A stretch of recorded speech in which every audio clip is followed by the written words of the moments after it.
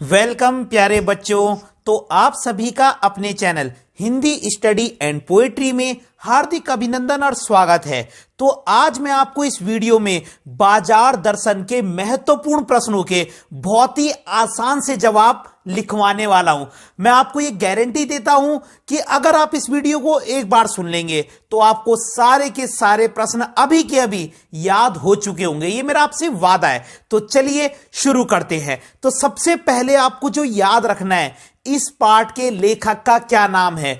तो बाजार दर्शन पाठ के लेखक का नाम जैनेंद्र कुमार है, क्योंकि अक्सर जो है आपको चैप्टर और उसके राइटर का नाम पता होना चाहिए। इससे पहले आपने भक्तिन चैप्टर पढ़ा और उसकी राइटर का नाम था महादेवी वर्मा। ठीक है, अब हम जो सेकंड चैप्टर पढ़ रहे हैं बाजार दर्शन, इस पाठ के लेखक का नाम है जैनेंद्र कुमार। यह आप याद रखेंगे दिमाग में। ठीक है, अब हम इसके प्रश्न उत्तर पर आते हैं।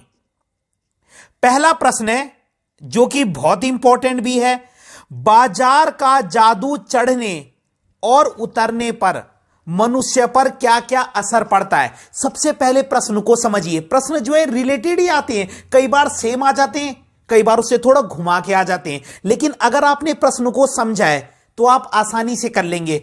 बाजार का जादू चढ़ने पर और उतरने पर मनुष्य पर क्या असर पड़ता है, तो आपने दोनों सिचुएशंस में बताना है कि जब इंसान के ऊपर बाजार का जादू चढ़ता है और जब बाजार का जादू उतरता है, दोनों का क्या असर है। तो देखिए, जब मनुष्य पर बाजार का जादू चढ़ता है, जब मनुष्य पर बाजार का जादू चढ़ता है तो वह अपने पैसों को फालतू की चीजों पर खर्च करता है, उसका अपने मन पर नियंत्रण नहीं रहता और वह घमंडी बन जाता है। घमंडी का मतलब देखो, जब इंसान के ऊपर पैसों का जादू चल जाता है ना, तो फिर उसका अपने मन पर जो है कंट्रोल नहीं रहता, अपने मन पर काबू नहीं रहता और वो फालतू की चीजों पर भी क्या कर देता है, पैसे खर्च कर देता है और वो घमंडी बन जाता है। क्लियर है, मतलब वो अपने पैसों को सही से खर्च नहीं करता, उसे जो चीज दिखती है वो उस पर अपने पैसे खर्च कर देता है, वो फालतू की चीजों को भी खरीद लेता है। क्लियर हो गया।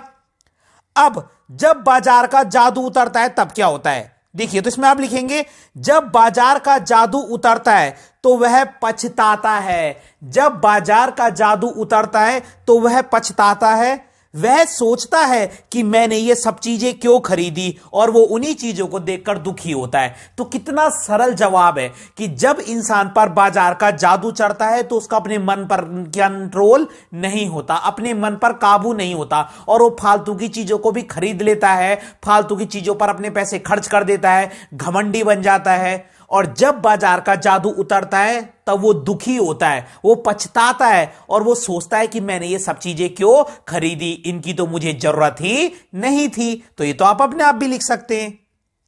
अगला प्रश्न है, बाजार में भगत जी के व्यक्तित्व का कौन सा सशक्त पहलू उभर कर आता है। अब इस चैप्टर में एक कैरेक्टर है भगत जी, ढंग से समझिए। अगर भगत जी से रिलेटेड कोई भी क्वेश्चन आएगा तो आप क्या लिखेंगे, देखिए, बाजार में भगत जी के व्यक्तित्व का, व्यक्तित्व माने होता है पर्सनैलिटी, यानी कि जो ये भगत जी है ना, ये बाजार में जाकर कैसा बिहेवियर करते हैं। ठीक है, क्या आपकी नजर में उनका आचरण समाज में शांति स्थापित करने में मददगार है। मतलब जो ये भगत जी है ना, इनका बाजार में कैसा बिहेवियर होता है, मतलब ये किस प्रकार के इंसान है, जो फालतू पैसे खर्च करते हैं या नहीं करते, ये किस टाइप के इंसान है और क्या ये बाजार के लिए सही है, क्या इनका नेचर बाजार के लिए एकदम सही है। तो आप क्या लिखेंगे, देखिए, भगत जी चूरन बेचने का काम करते हैं। बहुत इजी है, भगत जी चूरन बेचने का काम करते हैं और वह रोज 6 आना कमाते हैं। यह आप याद रखेंगे, भगत जी चूरन बेचने का काम करते हैं और वो रोज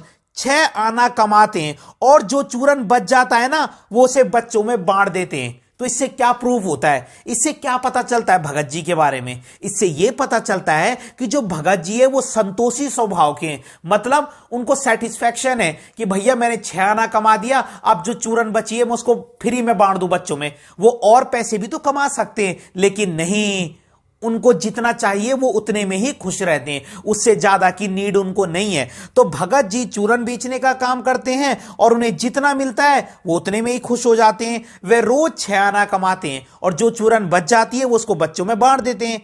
अब भगत जी ऐसे व्यक्ति हैं जो बाजार के जादू में नहीं फंसते हैं और वो समाज में शांति स्थापित करते हैं। ऐसा इंसान ही तो सही है जो लोभ लालच में नहीं पड़ेगा। तो भगत जी ऐसे व्यक्ति है जो बाजार के जाल में नहीं फंसते हैं, बाजार के जादू में नहीं फंसते हैं। वो संतोषी स्वभाव के, वो उतने में ही खुश है जितना उनको मिलता है और वो समाज में शांति स्थापित करते हैं। बस।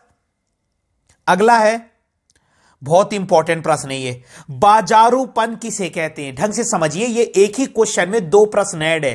पहला तो बाजारूपन किसे कहते हैं, देखिए यहां पर क्वेश्चन मार्क लगा है। तो पहले तो आपको बताना है कि बाजारूपन क्या होता है, फिर किस प्रकार के व्यक्ति बाजार को सार्थकता प्रदान करते हैं। सार्थकता का मतलब किस प्रकार के व्यक्ति बाजार के लिए सही है। तो मैं आपको पहले क्वेश्चन में बता ही चुका हूं, बाजार के लिए कौन से इंसान सही होते हैं, जो पहले से ही सोच समझ कर जाते हैं कि उन्हें क्या खरीदना है और वो बाजार के जादू में या बाजार के जाल में नहीं फंसते हैं, वही इंसान सही है। और बाजारूपन किसे कहते हैं, देखिए जब लोगों में भाईचारा खत्म हो जाता है, जब लोगों में ब्रदरहुड, जब लोगों में भाईचारा खत्म हो जाता है और वो एक दूसरे का शोषण करने लगते हैं, उसी को बाजारूपन कहते हैं। जब बाजार में भाईचारा खत्म हो जाता है और छल कपट बढ़ने लगता है, छल कपट का मतलब वही तो होता है कि एक दूसरे का तुम शोषण करो। तो जब बाजार में भाईचारा खत्म हो जाता है और छल कपट बढ़ने लगता है तो उसको हम बाजारूपन कहते हैं। क्लियर हो गया बाजारूपन क्या होता है? जब लोगों में भाईचारा खत्म हो जाता है और वो एक दूसरे का शोषण करने लगते हैं, छल कपट करने लगते हैं, उसको हम बाजारूपन कहते हैं। और कैसे प्रकार के व्यक्ति बाजार को सार्थकता प्रदान करते हैं?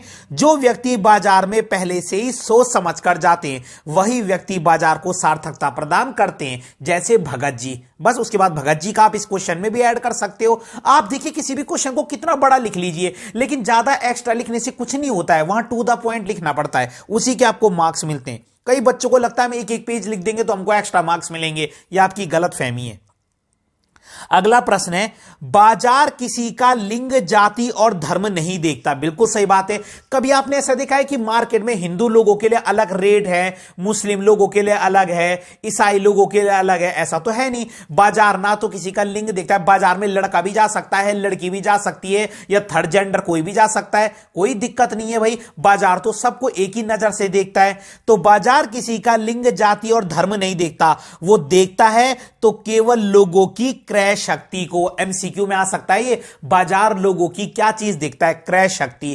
क्रय शक्ति का मतलब होता है, इकोनॉमिक्स का वर्ड है, क्रय शक्ति का मतलब होता है खरीदने की शक्ति। बाजार को क्या मतलब, हिंदू आए, मुस्लिम आए, सिख ईसाई, ईसाई आए, उसको तो भैया खरीदने की शक्ति से मतलब है। जो इंसान जितना ज्यादा खरीदेगा बाजार से, उतनी बाजार की तो फायदा ही है। ठीक है।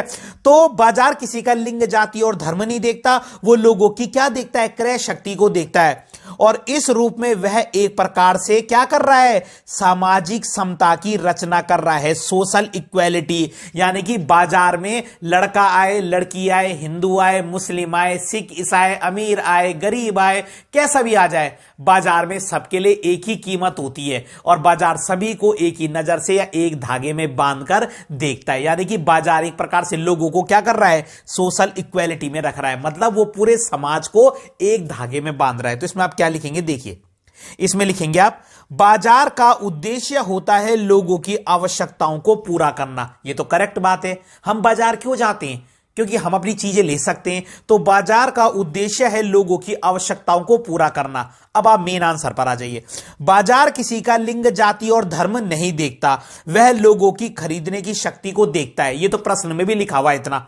हिंदू, मुस्लिम, सिख, ईसाई, लड़का, लड़की, अमीर, गरीब, सभी के लिए एक दाम होता है। बस हो गया आंसर आपका कंप्लीट। क्या लिखा? कुछ भी नहीं। बाजार का उद्देश्य है लोगों की आवश्यकताओं को पूरा करना। बाजार में हिंदू आए, मुस्लिम आए, सिख ईसाई, अमीर आए, गरीब आए, कोई भी आए, सबके लिए एक ही दाम होता है और बाजार सभी लोगों को एक धागे में बांध देता है, सोशल इक्वालिटी का मैसेज देता है। अगला है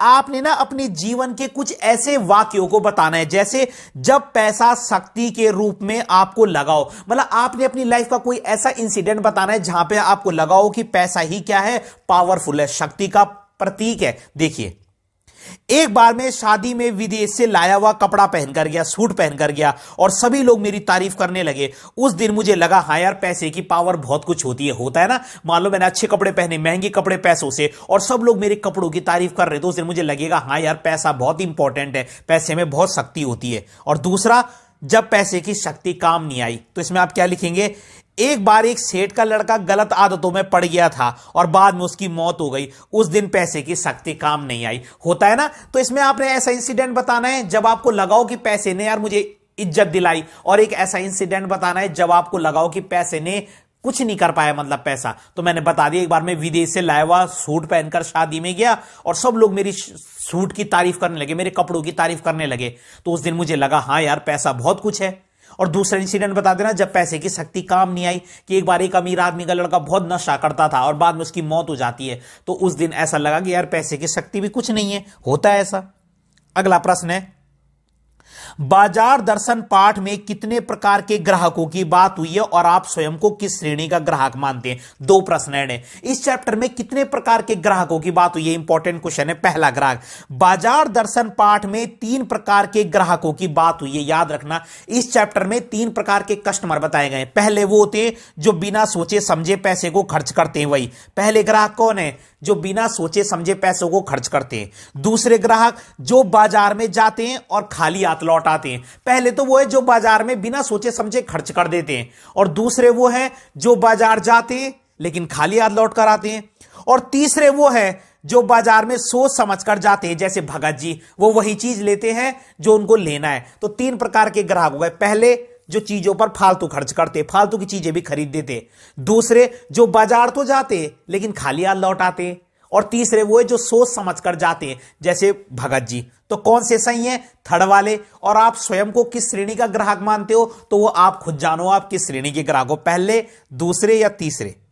अगला है, बाजार का जादू कब चलता है और इसे कैसा रोका जा सकता है। बहुत इंपॉर्टेंट, बाजार का जादू तुम्हारे ऊपर कब चलेगा, दिमाग लगाओ। तो जब इंसान का मन खाली होता है तब बाजार का जादू खूब चलता है। मन खाली का मतलब आपको पता ही नहीं है मार्केट में कि आपने क्या लेना है, आप पे पैसा तो दुनिया भर का है और आप मार्केट चले गए, लेकिन आपका मन एकदम खाली, आपको पता ही नहीं है कि आपने क्या लेना है, तो आप ये भी ले रहे हो, वो भी ले रहे हो, ये भी ले रहे हो। तो बाजार का जादू कब चलता है, जब इंसान का मन एकदम खाली होता है। जब इंसान का मन एकदम खाली होता है तब बाजार का जादू चलता है। और इसे हम कैसे रोक सकते हैं, जब इंसान का मन खाली नहीं होता तब बाजार का जादू नहीं चलता। इसलिए जब मन खाली हो तब बाजार जाओ ही मत। यानी कि जब आपका मन खाली है ना, आपने उस समय बाजार नहीं जाना है। क्लियर है। और पहले से ही सोच समझ कर जाना है कि आपको क्या खरीदना है। ऐसे में आप बाजार के जादू से बच सकते हो। तो बाजार का जादू कब काम करता है, जब आपका मन